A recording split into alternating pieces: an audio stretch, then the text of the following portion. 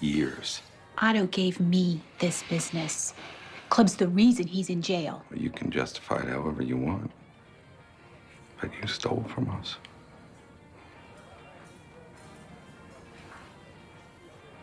What do you want me to do? It's a club decision now. No.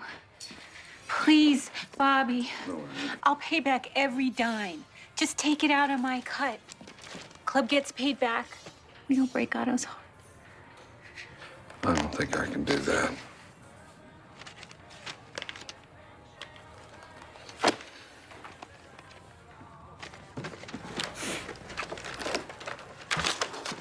You ever see any of my movies? No. You know what my specialty was? Look, Luann, you're Otto's old lady. Yeah. Yeah. Yeah. Yeah.